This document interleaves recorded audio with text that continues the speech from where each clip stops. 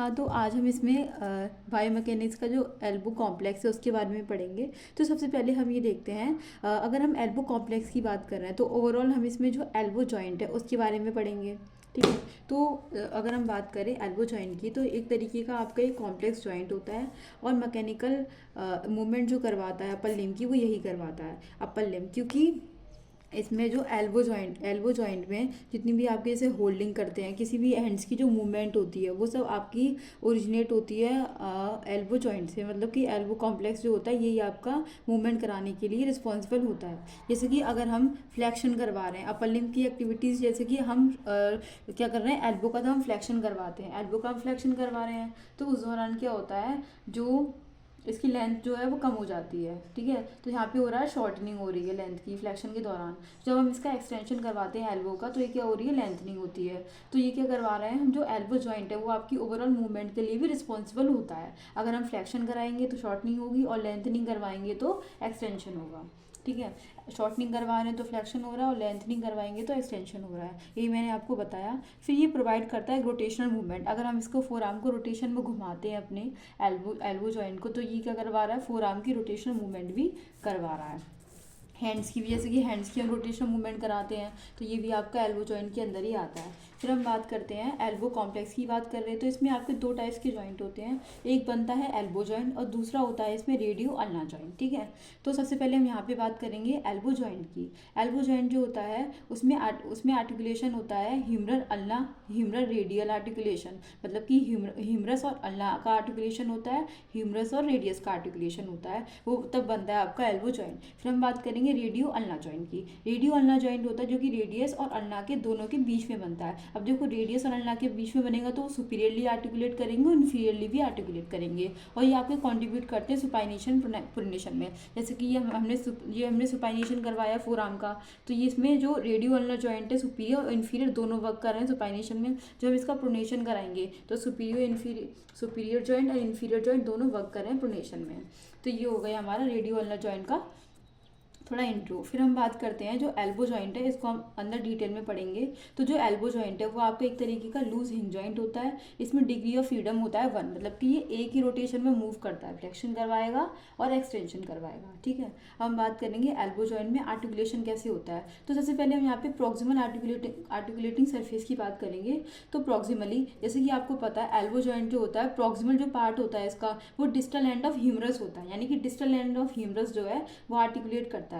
अब distal end of humerus में क्या होगा, यहाँ पे ट्रॉक्लिया होगी जो कि ओवर ग्लास शेप्ड होती है, बाय कॉन्वेक्स होती है, मीडियली लाई करेगी। और जो कैपिटुलम है वो राउंडेड होता है और लेटरली लाई करता है। जैसे कि ये हमने बात करी आपकी ह्यूमरस बोन है। ठीक है। तो ह्यूमरस में यहाँ पे ये मीडियली साइड है, तो यहाँ पे होती है ट्रॉक्लिया होती है। ठीक है। जो कि कैसी है, बाय कॉन्वेक्स शेप की होती है, ग्लास शेप की होती है। ठीक है। और यहाँ पे हमारा कैपिटुलम है। कैपिटुलम जो होता है वो राउंडेड शेप का होता है। ठीक है। ये हमने यहाँ पे बताया आपको कि जो ट्रॉक्लिया वो आपकी मीडियल एपिकॉन्डाइल है, तो मीडियली लाई कर रही है ट्रॉक्लिया, जो कि कैसी है, ओवर ग्लास शेप्ड की है, और इसी के ऊपर होता है कोरोनेड फोसा। ठीक। और ये आपका क्या है, कैपिटुलम है, जो कि राउंडेड शेप का, इसके ऊपर होता है रेडियल फोसा, और ये होता है आपका लेटरल साइड में। यानी कि जो कैपिटुलम है वो रेडियल साइड होगा, जो ट्रॉक्लिया वो मीडियल साइड होगी। ठीक। और जिसका पोस्टीरियर साइड की बात करें, ह्यूमरस के डिस्टल एंड में जो पोस्टीरियर साइड होता है, यहाँ पे होता है इसका ऑलिक्रोनल फोसा। ये भी आपका पार्टिसिपेट करता है प्रॉक्सिमल आर्टिकुलेटिंग सरफेस की तरह। ठीक है। फिर हम बात करेंगे, जैसे कि हम अगर फ्लेक्शन करवा रहे हैं। ठीक है। तो जैसे कि मैंने आपको यहाँ पे बताया, यहाँ पे होती है इसकी कोरोनेड फोसा होता है यहाँ पे इसका, ये इसका ट्रॉक्लिया के ऊपर है कोरोनेड फोसा। ठीक है।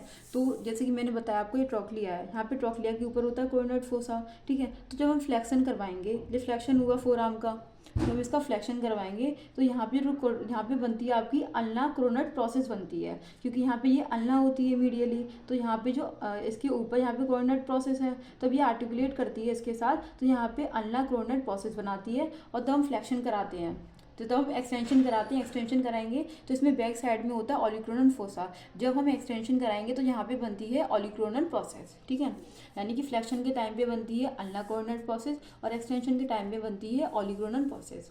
ठीक है। ये हो गया इसके प्रॉक्सिमल आर्टिकुलेटिंग सरफेस की बात। अब हम बात करेंगे इसमें डिस्टल आर्टिकुलेटिंग सरफेस की। तो डिस्टल आर्टिकुलेटिंग सरफेस में क्या होता है, मतलब कि ये तो ह्यूमरस था जो कि प्रॉक्सिमली आर्टिकुलेट कर रहा था, डिस्टल में आता है रेडियस और अल्ना। ठीक है। अब अल्ना में क्या होती है यहाँ पे अल्ना नोच होती है, जैसे कि अल्ना यहाँ पे आपको दिखाती हूँ, जैसे कि आपकी यहाँ पे मीडियली लाई करती है अल्ना, ये यहाँ पे अल्ना है, तो अल्ना में यहाँ पे क्या होता है, ट्रोक्लियर नोच होता है जो आर्टिकुलेट करता है ह्यूमरस के ट्रोक्लिया से, जो कि मीडियली लाई करेगा, ठीक है। तो ट्रोक्लियर नोच होती है, उसमें रिजेस होती हैं, जिसकी वजह से जो उसकी कॉन्ग्रुएंसी है वो मेंटेन करके रखती है। और यहाँ का जो रेडियस है, रेडियस जो होती है, रेडियस का जो हेड है वो ऊपर होता है, तो ये आर्टिकुलेट करती है हमारी कैपिटुलम के साथ, ठीक।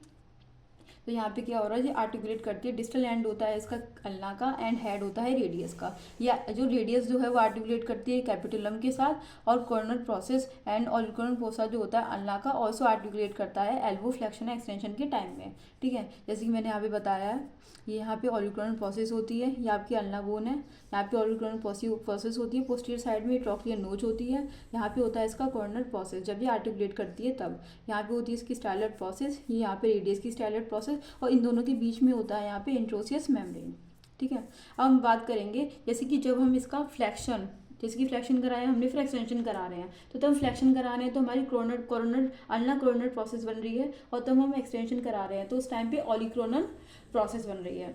तो उस टाइम पे क्या होता है, ये आपकी एक स्लाइडिंग मोशन देता है, हमारे एल्बो जॉइंट जो है वो एक तरीके का स्लाइडिंग मोशन देता है trochlear notch over the trochlea of humerus की वजह से। लेकिन जिस स्लाइडिंग है वो कंप्लीट हो जाती है तब आपका कोरोनर एंड ऑलिक्रोनल प्रोसेस बनती है तब, ठीक है। फिर सेम आपका वही है, फिर ये मतलब कि जैसे कि हम फ्लैक्शन करा रहे हैं, तो फ्लैक्शन कराएंगे तो उस टाइम में क्या होता है, जो कोरोनल प्रोसेस है सिर्फ यही तो वर्क कर रही है, इसमें जो ऑलिक्रोनल प्रोसेस है इसका कोई रोल नहीं है, कुछ फर्क नहीं पड़ रहा है इस पर, इसलिए जो ऑलिक्रोनल प्रोसेस है वो फ्री होती है। अगर हम एक्सटेंशन कराते हैं उस टाइम में क्या होता है, ऑलिक्रोनल प्रोसेस पे प्रेशर पड़ता है, जिसकी वजह से जो कोरोनल प्रोसेस है वो फ्री होती है, तो ये यहाँ पे लिखा हुआ है। फिर आते हैं इसमें स्टैटिक स्टेबलाइजर। स्टैटिक स्टेबलाइजर में सबसे पहले आती है आर्टिकुलर स्टेबिलिटी, मतलब कि इनकी जो जॉइंट की जो कॉन्ग्रुएंसी है वो मेंटेन रखने के लिए क्या क्या काम होते हैं, क्या क्या मतलब आर्टिकुलेटिंग सरफेस होती है उसकी बात कर रहे हैं हम। इसमें जो ट्रोक्लिया नोच है वो कवर करती है ट्रोक्लिया को, जो बहुत ही गुड स्टेबलाइजर होती है, मतलब कि जो अल्ना है वो आपकी इजीली आर्टिकुलेट कर जाएगी ट्रोक्लिया के साथ, और अच्छा एक कॉन्ग्रुएंसी प्रोवाइड कराएगी हमारे जॉइंट को। और जो जैसे कि हमने बताया कि जो हेड का जो रेडियस का जो हेड होता है उसमें इतनी कॉन्ग्रुएंसी नहीं होती कि वो आपकी कॉर्नर प्रोसेस के साथ आर्टिकुलेट कर पाए, इसकी वजह से इसमें पुअर कॉन्ग्रुएंसी होती है, और जिसकी वजह से आपका हीमरो रेडियल आर्टिकुलेशन जो होता है इसमें मोर प्रॉक्सिमल होता है फॉर इंजरी के लिए, मतलब कि जो ह्यूमरस और रेडियस का जो आर्टिकुलेशन है वो सबसे ज़्यादा, मतलब इसमें जो इंजरी होती है वो सबसे ज़्यादा चांसेस होते हैं, क्योंकि ये रेडियस होती है वो आपकी अल्ना के साथ आर्टिकुलेट नहीं कर पाती है, इसी वजह से इसमें जो प्रॉक्सिमल चांसेस होते हैं इंजरी के, ठीक है। फिर आता है हमारे पास यहाँ पे जॉइंट कैप्सूल। इनकी स्टेबिलिटी के लिए जॉइंट कैप्सूल आते हैं। जॉइंट कैप्सूल आपके थिक बायलेयर लार्ज कैप्सूल होते हैं जो एंक्लोज रहते हैं, हीमरो अल्ना आर्टिकुलेशन बनाते हैं, humero radial articulation and superior radio ulna articulation बनाते हैं, जो इंपॉर्टेंट होते हैं फॉर स्टैटिक स्टेबिलिटी के लिए। जैसे कि हम एंगुलर लिगामेंट, जैसे कि हेड ऑफ रेडियस है, जहाँ पे जो हेड होता है रेडियस का वो आपका इसका फैन लाइक स्ट्रक्चर होता है, जिसकी वजह से एंगुलर लिगामेंट बनाता है यहाँ पे। और रेडियल कोलेटरल लिगामेंट जो है वो आपका रेडियस जो है वो लेटरली लाई करता है, तो यहाँ पे बनाता है लेटरल कोलेटरल लिगामेंट होता है।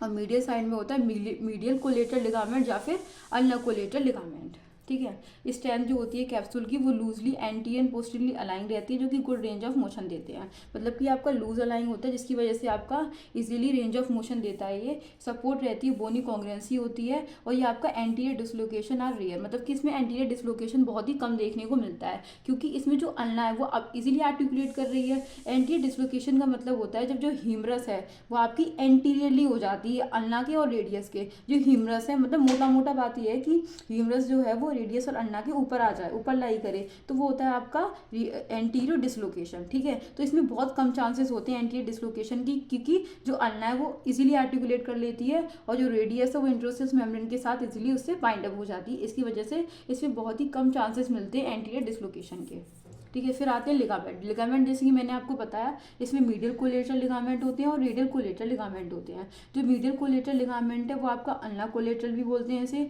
कि प्रोवाइड करता है स्टेबिलिटी अगेंस्ट वेलगस स्ट्रेसेस। मतलब कि देखो इसमें दो कॉन्सेप्ट आते हैं आपकी, valgus stresses and varus stresses. Valgus stresses होता है जिसमें कि जो फोर्स है जो मीडियल साइड में है, ठीक है, तो जो फोर्स है आपका वो लगता है लेटरल साइड से, मतलब लेटरल साइड से ऐसे फोर्स लगता है, इसकी वजह से जो आपका ये है एंटीरियर, जिसकी वजह से ये जो है वो इंटरनली रोटेट होता है, तो ये होता है आपका वल्गस स्ट्रेसेस। वल्गस स्ट्रेसेस में जो फोर्स है वो आपका लेटरल टू मीडियल लगता है। फिर दूसरा आता है इसमें वेरस स्ट्रेसेस। वेरस स्ट्रेसेस जो है वो लेटरल कोलेटरल में आता है। इसमें जो लेटरल कोलेटरल में आता है, इसमें क्या होता है, जो फोर्स है वो आपका मीडियल साइड से लगता है, मीडियल साइड से लगेगा लेटरल साइड में, तो वो होता है वेरस स्ट्रेसेस। ठीक है, अब हम इसमें बात करते हैं, इसमें आपके कैरिंग एंगल भी होता है, इसमें कि हायर वेलगस स्ट्रेस होगा ड्यूरिंग स्पोर्ट इंजरी की वजह से, जैसे कि हम बॉल को थ्रो कर पाते हैं, रोल कर पाते हैं, ये सब होता है आपका कैरिंग एंगल की वजह से। ठीक है, अब हम देखेंगे कैरिंग एंगल क्या होता है। कैरिंग एंगल जो है वो आपका नेचुरल अनाटॉमिकल एंगुलेशन होता है, मतलब कि फोरआर्म और आर्म के बीच में जो एंगल फॉर्म होता है उसे हम कहते हैं कैरिंग एंगल। कैरिंग एंगल की वजह से जो हमारा हैंड है तब मूव करता है तो वो आपका हिप से नहीं टकराता है, इसकी वजह से। अगर वही सेम अगर कैरिंग एंगल ना हो तो वो जो हैंड जो है वो आपका टकराएगा इससे, हिप से। तो कैरिंग एंगल आपका सिंपल सा ये है, अनाटॉमिकल एंगुलेशन होता है ऑफ एल्बो जॉइंट का, एब्जॉर्ब आर्म एंड फोरआर्म के बीच में एक न्यूट्रल एंड अबडक्शन प्रोवाइड कराता है, फोर आर्म को एक्सटेंडेड रहता है, इसकी वजह से सुपाइनेटेड रहता है। ये आपका long axis of arm and four arm में होता है। कैरिंग एंगल वही है, आर्म एंड फोर आर्म के बीच में होता है, जो प्रोटेक्ट करके रखता है कि जो आपका हैंड है वो हिप से ना टकराए। ये आपका एक एंगुलेशन प्रोवाइड कराता है। जब हम अबडक्शन जो होता है फोर आर्म का, वो कैरिंग एंगल की वजह से ही होता है। फिर हम देखेंगे इसकी बायोमैकेनिकल इंपॉर्टेंट क्या है कैरिंग एंगल की। वही है ये आपका क्लियर हिप, मतलब कि clear the hip during the gait cycle, मतलब कि ये हिप से नहीं टकराता है, हैंड उसको प्रोटेक्ट करके रखता है, अलाउ कराता है स्विंगिंग ऑफ अपर लिम्ब, जो स्विंगिंग होती है अपर लिम्ब की, जितनी भी स्विंगिंग होती है वो सब अलाउ कराता है कैरिंग एंगल। अगर हम मेल की बात करें तो मेल में 5 to 10 डिग्री का कैरिंग एंगल होता है और फीमेल में 10 to 15 डिग्री का एंगल होता है। फीमेल में ज़्यादा एंगल इसलिए होता है क्योंकि इनका वाइडर पेल्विस होता है, उसकी वजह से। ठीक है, तो ये हमने स्टैटिक स्टेबलाइजर पढ़ लिए इसके। और जो डायनेमिक स्टेबलाइजर्स है उसमें आपकी मसल्स आती हैं जो उसको मूवमेंट वगैरह में हेल्प करवाती हैं, उनको प्रोटेक्ट रखती हैं, उनको कॉन्ग्रुएंसी प्रोवाइड वगैरह करती हैं। तो ये सब आता है डायनेमिक स्टेबलाइजर के अंदर। ठीक है, तो मोटा मोटा हमने इसमें क्या पढ़ा, पहले एल्बो जॉइंट का हमने इंट्रो पढ़ा, फिर इसमें हमने स्ट्रक्चर देखा। इसका 2 टाइप्स के स्ट्रक्चर थे एल्बो कॉम्प्लेक्स में, एल्बो जॉइंट एंड रेडियोल्नर जॉइंट। फिर हमने एल्बो जॉइंट जो है वो डिटेल में पढ़ा। एल्बो जॉइंट में सबसे पहले आर्टिकुलेशन देखे। एल्बो जॉइंट में क्या होता है, आर्टिकुलेशन होता है प्रॉक्सिमल और डिस्टल। प्रॉक्सिमल जो थे वो हमारा ह्यूमरस का जो डिस्टल पार्ट था वो था, इसमें ये ट्रॉक्लिया थी और कैपिटुलम था। जो ट्रॉक्लिया थी वो आर्टिकुलेट कर रही थी ट्रॉक्लिया नोचा फल्ना के साथ, और जो कैपिटुलम में वो आर्टिकुलेट कर रहा था रेडियस के साथ। ठीक है, इन दोनों के बीच में यहाँ पे रेडियस और अल्ना के बीच में इंट्रोसिस मेम्ब्रेन प्रेजेंट थी। ठीक है, फिर उसके बाद हमने देखा इसमें तभी आपका फ्लेक्शन करते हैं तो आपका कॉर्नर प्रोसेस बनाते हैं, अल्ना कॉर्नर प्रोसेस बनाते हैं, तो एक्सटेंशन करते हैं ऑलिगोनल प्रोसेस बनाते हैं। फिर हमने देखा इसके डिस्टल आर्टिकुलेटिंग सरफेस के बारे में। फिर हमने इसके स्टैटिक स्टेबलाइजर पढ़े, आर्टिकुलर स्टेबिलिटी प्रोवाइड कराते हैं इनको। फिर हमने देखा कि इसमें कुछ आपके जॉइंट कैप्सूल होते हैं, और फिर हमने दोनों लिगामेंट के बारे में पढ़ा। फिर इसमें एक छोटी सी टर्मिनोलॉजी आई थी कैरिंग एंगल, हमने उसके बारे में पढ़ा। फिर इसकी इंपॉर्टेंट पढ़ी, बस इतना ही। एल्बो जॉइंट पे हमें बस इतना ही पढ़ना है, इसकी बायोमैकेनिक्स जो है वो कवर हो गई, बस इतना ही।